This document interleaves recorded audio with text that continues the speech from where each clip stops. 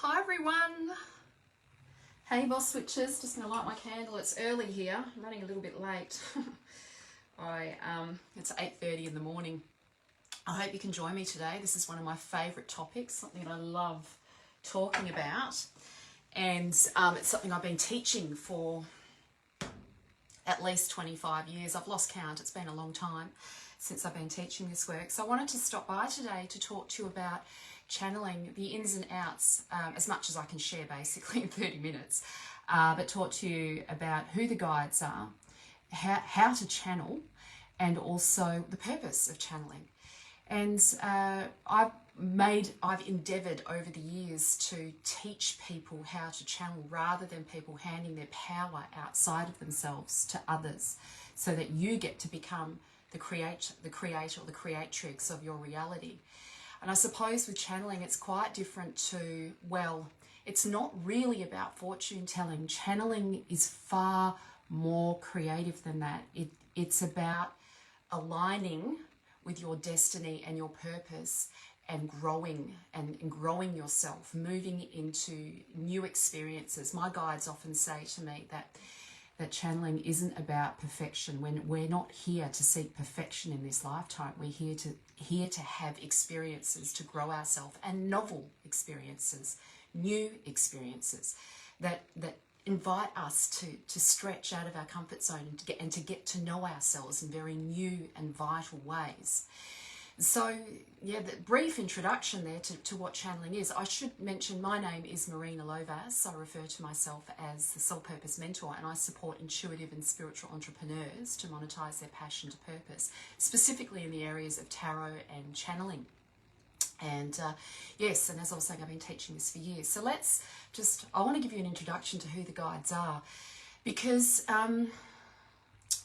I think, when I start talking about this topic, people often think the spirit guides are, hi Regina, I'm glad you're here watching. People often think the spirit guides are ghosts. And I think it's because of the term spirit. We use the term spirit, but it's not meant in the context of a ghost. The spirit guides are not ghosts. In fact, they are light beings, and they are intelligent, and light has a consciousness, and it is very intelligent. And these light beings are not separate from you. You are one with them. But because of this cognitive 3D reality we live in, to make sense of our world, we compartmentalize. We can't compartmentalize our experience. We have what I call cognitive schemas. And these schematic thoughts help us to make sense of our reality by putting things in categories, because we do see ourselves separate from our environment, even though we're not separate from our environment. In this 3D reality, we perceive ourselves separate, but we're actually not. So the guides are aware of this schematic way in which we perceive our reality. So I'll give you an example of that so you know what I mean. So for example, a cognitive schema could be a schema of a bird.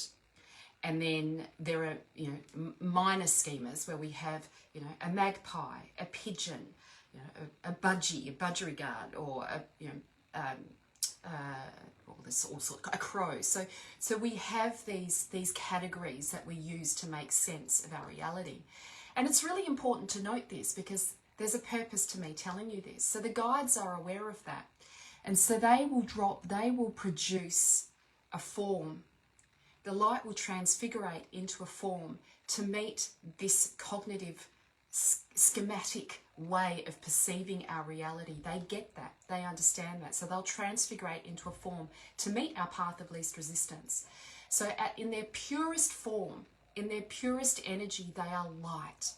And this light is conscious, and it has an intelligence, and I call it a divine intelligence. It's incredibly intelligent.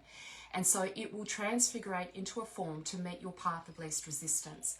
And often the form is based on unintegrated emotional experiences that you didn't have as a child, or that you were unable to process as a child. So it's not unusual for my clients who have had issues perhaps with the masculine role energy in their life, or their father figure in their life, to have masculine guides. It's not unusual for my clients who have who had issues with their mum to have female guides. It's just not unusual. It's very common. The guides are really intelligent. The light is incredibly intelligent. It will create forms for you to have corrected experiences, corrected positive experiences for healing, because the light ultimately heals. The light ultimately heals. And so the guides aren't just here to give you fortune telling readings. It's far more intelligent than that.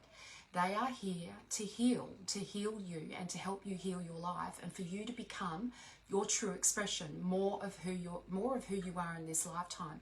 Jung refers to that as individuation, which is simply about becoming more of who you are. And so the guides are here to help you amplify your soul purpose and your destiny. So sometimes I call the forms that they transfigurate into as symbolic representations of knowledge. They're like messages. They're like what I would call books of knowledge.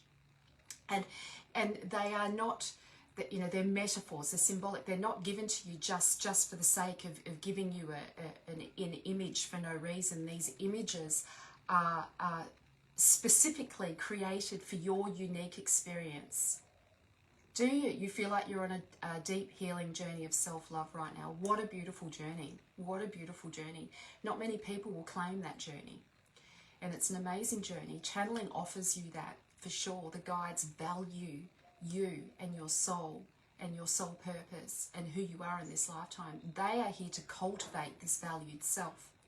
So they will choose forms that are based on your beliefs, your perceptions, your beliefs. So if you connect deeply with the angelic realm, then the light will transfigurate into that form for you. If you believe deeply in indigenous cultures, then the light and their practices, their rituals and ceremonies, then the light will transfigurate into that form for you. So they will choose forms that are relevant to you. Channeling and mediumship are one and the same. However, mediumship is a little bit different. Obviously, we know the word itself conjures up images of channeling deceased loved ones, and that's another conversation that I'll save for another time. But for now, I just want to talk about the guides. Yes, and everything I'm coming by is reminding me of this, including what you're saying. Oh, I'm glad I've been able to confirm this for you, Regina. I love this work so much. It's something that is very close to my heart, and I have been channeling and teaching channeling for the last 27 years. So it has been quite a journey for me. I think when people first start to learn to channel, they presume that the guides are meant to be at the forefront of the experience, and it's not really about that. It's about the guides amplifying who you're meant to be, you're becoming in this lifetime. And so in terms of providing you with insight, yes, they do that. They're so intelligent. The light is incredibly intelligent, and it can see what is in your aura, or what is in your field, or what is in your unconscious long before you are conscious of it. So the guides, when they do provide you with fortune telling or future readings, it's often based on what is the next step, because the guides are aware of this. And I think this is often gets negated in conversations around fortune telling, is that when we are looking into the future, every time we take an action or we take a step and we take action on something, multiple timelines open up, because and when they open up, we have free will. We have free will to choose the timelines or choose opportunities. The guides don't control that. We have free will over that, and they are aware of that. So they generally work on our next step. What is our next step? So just to recap on who the guides are, ultimately they are light, and light has this intelligence. It has, sometimes I think of the guides like streams of consciousness, streams of light. You are not separate from the guides. They birthed your light, and you are teaching them as much as they are teaching you, and they are mentoring you. It's a collaborative experience, and they will choose forms to give you corrected experiences. They will choose forms to give you the corrected experiences that often that you didn't get in your childhood. It's very common. It's very normal. It doesn't mean it's not real. It's really intelligent. The light is really intelligent. It's here to heal. So stripping all the masks back, because often guides will be projected outside of our experience, and through our projections, they become archetypal. So they'll take on forms or archetypes based on our beliefs and our perceptions. Does that mean it's not real? No, of course it's real.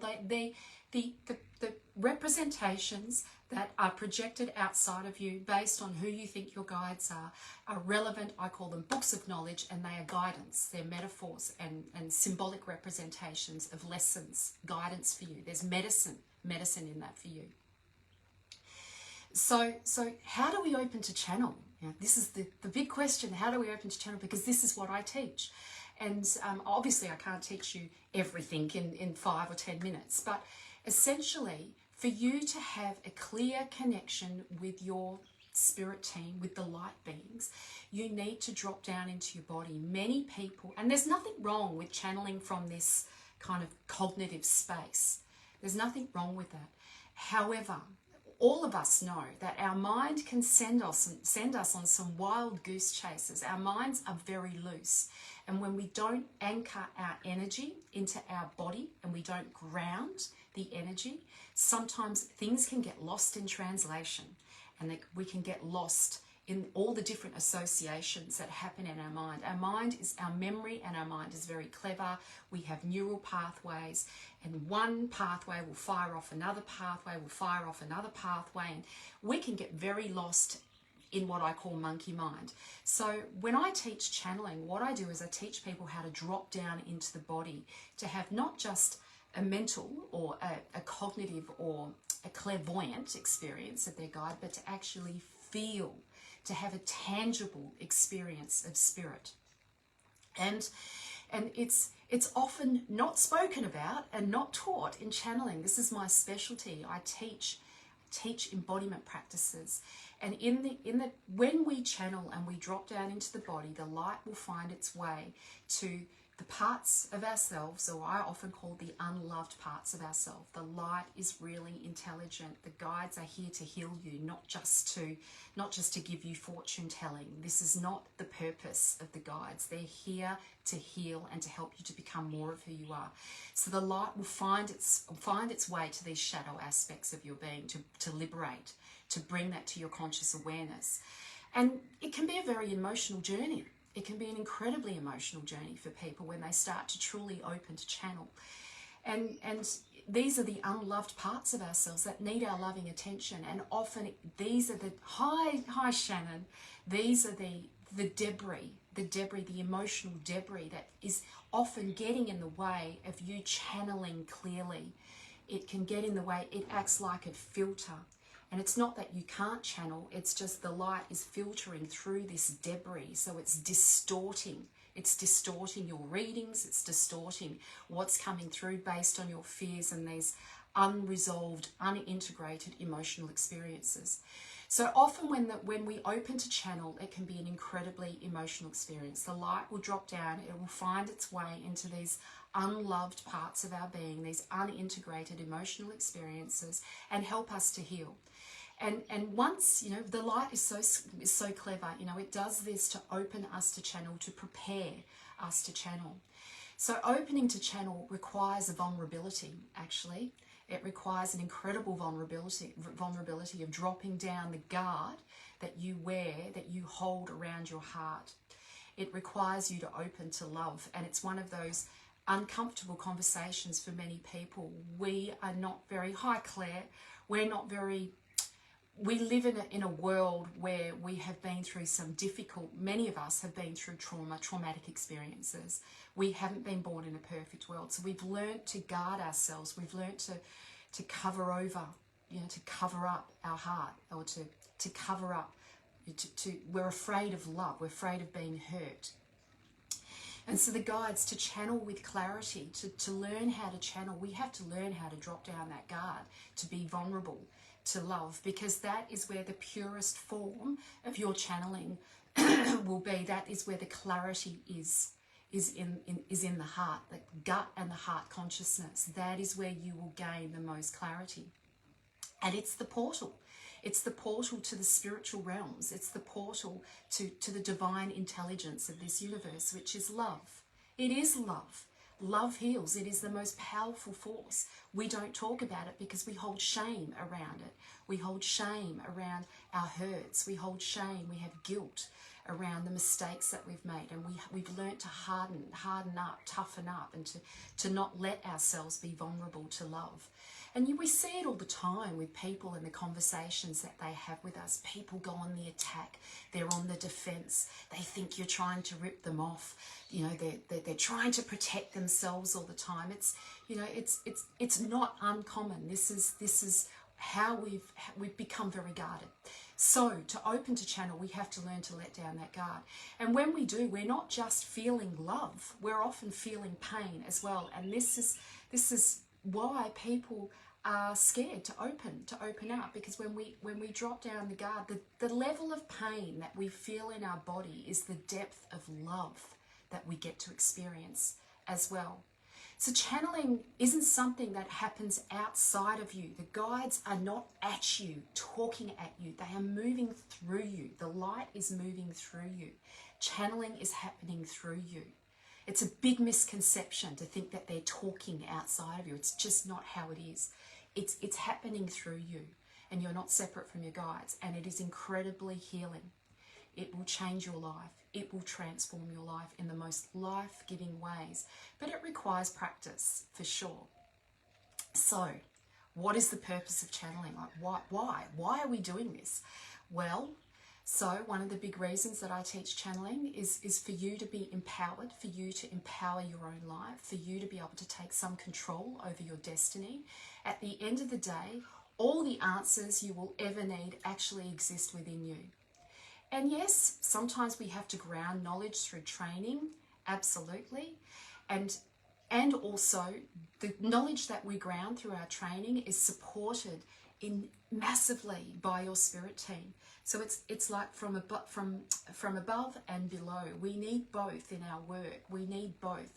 Source will support you every time you have a new experience and you learn. Source will support you. You will be divinely compensated for that in one way or another. So at the beginning of this live, I talked about the guides encouraging us to have experiences, to have new or novel experiences, to grow who we are. And this comes through knowledge, through learning, through experiencing life, not sitting behind a computer screen and watching every fucking live there is possible to man. It's about going out there and fulfilling your passions, fulfilling your purpose, doing what you love. And your purpose doesn't necessarily have to be being an entrepreneur. It could, some of us are dancers, some of us are writers, some of us are poets, some of us are singers, some of us are cooks, chefs. We all have our own unique gifts. And the guides want they want to amplify those gifts with you. They are amplifying those gifts. They are not separate from you. They share those gifts with you. But it is our purpose to become experts in those gifts that we, those passions that we love, those talents that occur naturally for us, that it's effortless to go and learn. It's like, it's fun. It's purposeful. We feel drawn to it. We can't help it. It's constantly in our field of awareness.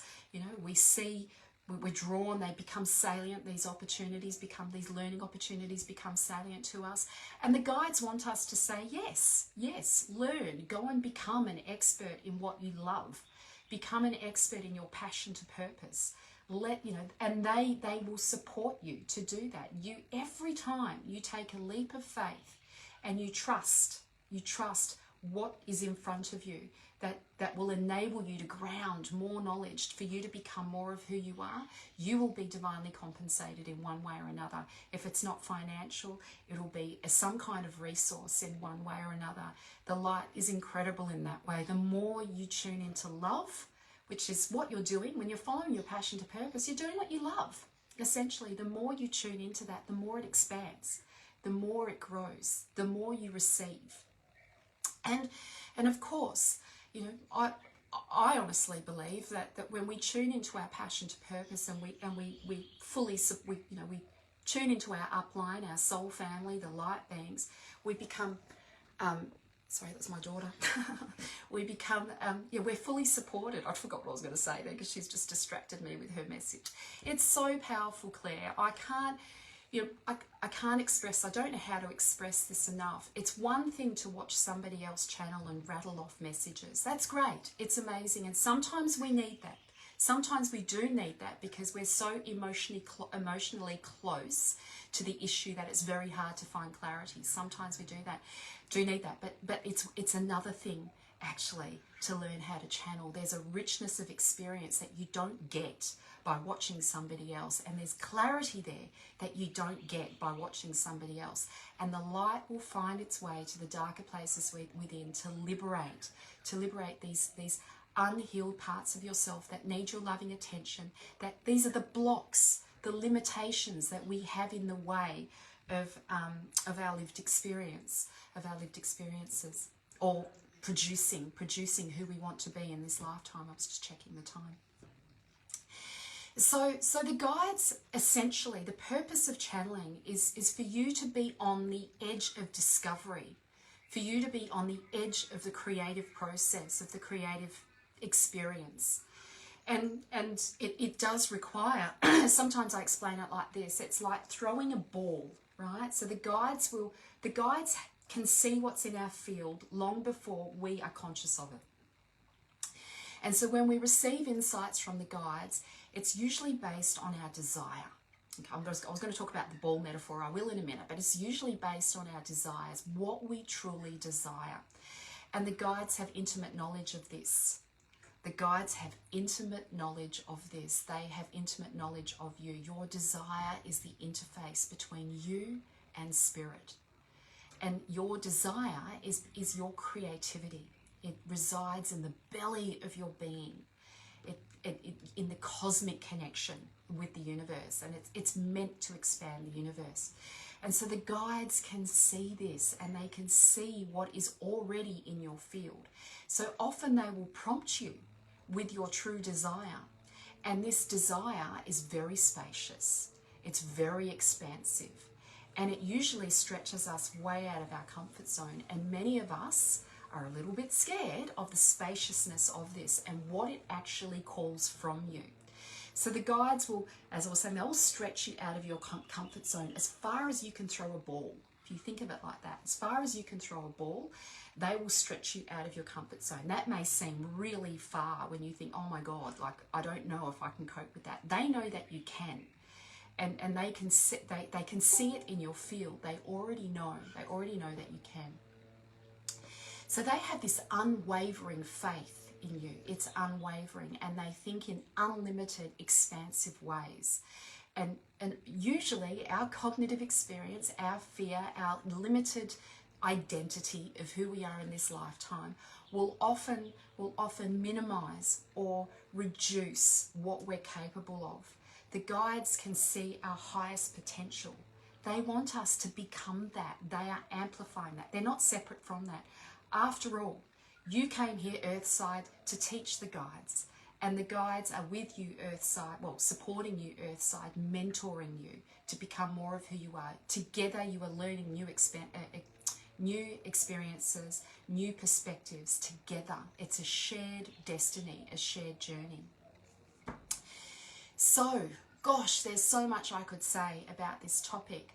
I often feel like I'm quite alone with this topic. People who do my trainings with me, we have what I would call in-depth discussions around this. We drop some of the conditioned beliefs that we have around channeling, and we open to see this from a much more expansive reality. And I think it's incredibly empowering to drop some of these limitations that we may have around channeling that could be holding you back from being in the full expression of who you are. So I'm offering a 5-week channeling journey. It starts next week. It's 5 weeks of embodiment practices and practicing reading for yourself and others.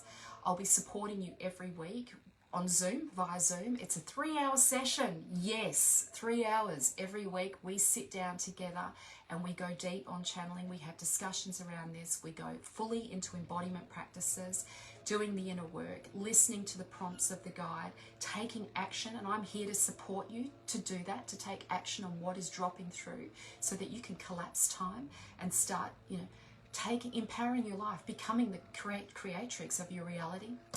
And we also have a closed group where I'll be dropping content into that group every week to support your journey between our sessions, and I would love you to be part of the journey. So it's $297 Australian dollars. We start next week. I've only got 4 spots left. So if you want in, this is your opportunity to jump in. Early bird finishes this Friday, so it's $297. After this Friday, it'll be $347. So I would love for you to join this journey. I'd be so excited to support you. Channeling is something I've been doing for years. I do feel like I have developed some expertise. Of course, there's always learning to be had. Always, always, always. But I've been doing this for a long time, and I know I can support you on this incredible journey. Sending you so much love, everyone. I hope you enjoyed this live, and thanks to everybody who joined me today. Big hugs. Bye, everyone.